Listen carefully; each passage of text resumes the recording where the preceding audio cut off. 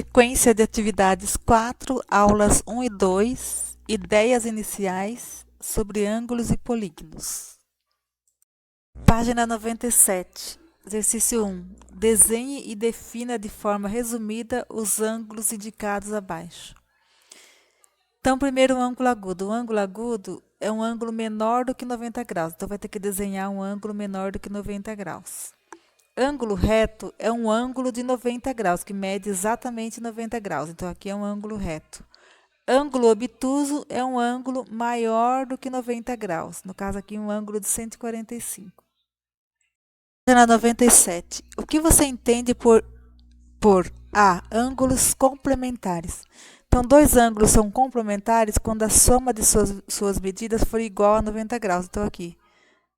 Esse ângulo de 30 e esse ângulo de 60. Somando os dois dá 90 graus. Então, quando a soma dos dois ângulos dá 90 graus, a gente diz que ele é ângulos complementares. B, ângulos suplementares. Ângulos suplementares, quando a soma de dois ângulos dá 180 graus. Então, no caso, aqui tem um ângulo de 125.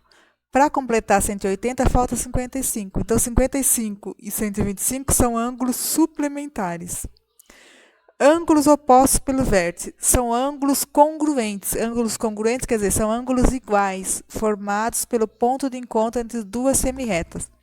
Então, aqui tem uma reta, aqui tem a outra. Então, aqui é o vértice. Então, esse ângulo aqui e esse ângulo aqui, eles são congruentes, quer dizer, são iguais. Então, oposto pelo vértice.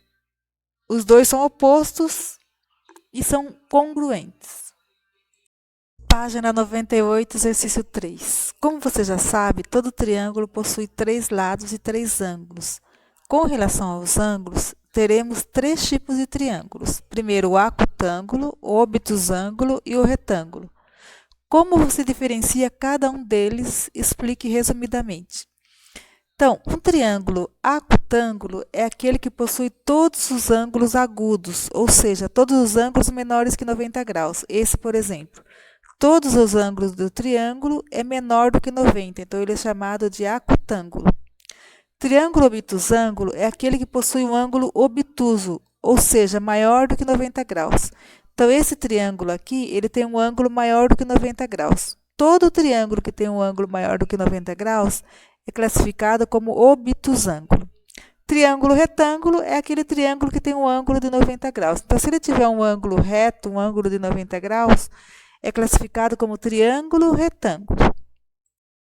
Página 98. No que se refere aos quadriláteros, podem ser agrupados com relação aos lados da seguinte maneira. Então, todas essas figuras, todos esses tipos de figuras aqui, A, B e a C, são figuras com quatro lados, então eles são chamados de quadriláteros. Então, os quadriláteros são conhecidos como os paralelogramos, que possuem dois pares de lados paralelos, que é o retângulo, o losango, o quadrado e outros. Outros que podem ser o paralelogramo. Então, o retângulo, o losango, o quadrado e o paralelogramo, ele tem dois pares de lados paralelos. Por exemplo, aqui, esse lado é paralelo a esse lado é paralelo a esse. Então, ele tem os pares de lados paralelos. O B é o trapézio. O trapézio também é uma figura de quatro lados, que é um quadrilátero. Ele possui um par de lados paralelos.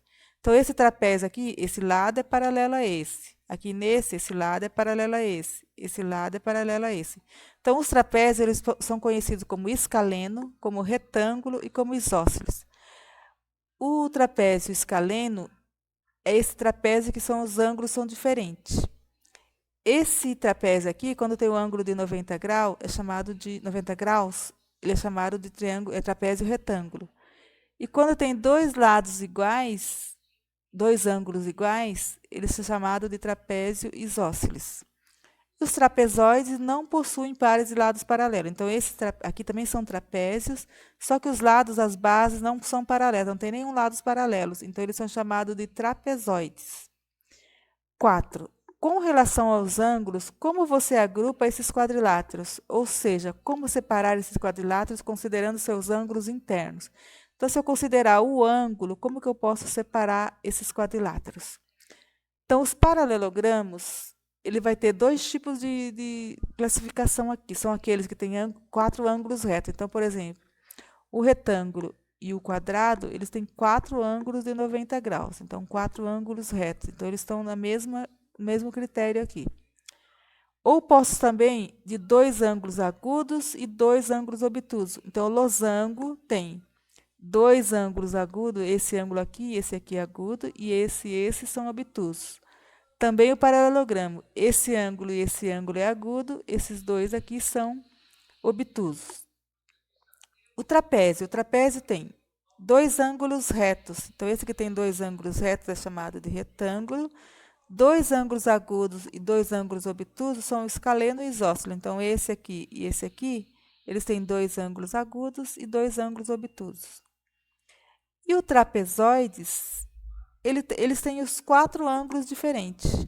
Então, aqui estão os critérios de classificação quanto aos ângulos. Página 99, exercício 5. O relógio a seguir marca 9 horas. Assinale a alternativa que mostra corretamente qual a medida do ângulo formado pelos 2 ponteiros indicados na figura. Então, aqui forma um ângulo reto, um ângulo de 90 graus. Página 99, exercício 6. Lourenço estava com seu skate posicionado para a esquerda, como mostra a figura 1. E a seguir fez uma manobra dando um giro de forma a posicionar o skate para a direita, como a figura 2. A medida do ângulo que pode ser associada ao giro dessa manobra é... Então, se ele estava nesse sentido, ele precisou fazer meia volta para ficar nessa posição. Então, ele girou um ângulo de 180 graus.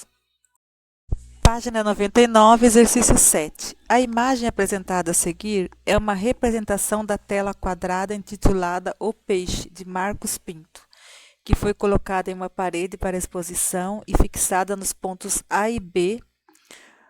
Por um problema na fixação de um dos pontos, a tela se desprendeu girando rente à parede. Após o giro, ela ficou posicionada como ilustrada na figura, formando um ângulo de 45 graus com a linha do horizonte. Para recolocar a tela na posição original, deve-se girá-la rente à parede ao menor ângulo possível, inferior a 360. A forma de recolocar a tela na posição original, obedecendo ao que foi estabelecido, é girando-a em um ângulo de... Então, a tela estava assim, fixada no ponto A e B, ela caiu e ficou nesse formato aqui. Eu tenho que colocar ela dessa forma novamente. Então, esse ângulo aqui, o ângulo formado entre a linha do horizonte e a tela, ficou de 45 graus. Então, se eu girar aqui, eu fiz um ângulo de 45 graus, eu girei 45 graus. Se eu girar aqui, mais 45. E se eu girar aqui, mais 45, e a tela vai ficar do mesmo jeito que a original. Então, eu girei 45 mais 45 mais 45. Eu girei 135 graus no sentido horário, no sentido do relógio. Página 100, exercício 8. Para chegar à sua casa, Lídia tem que seguir o trajeto representado na malha a seguir, passando pelas esquinas 1, 2 e 3.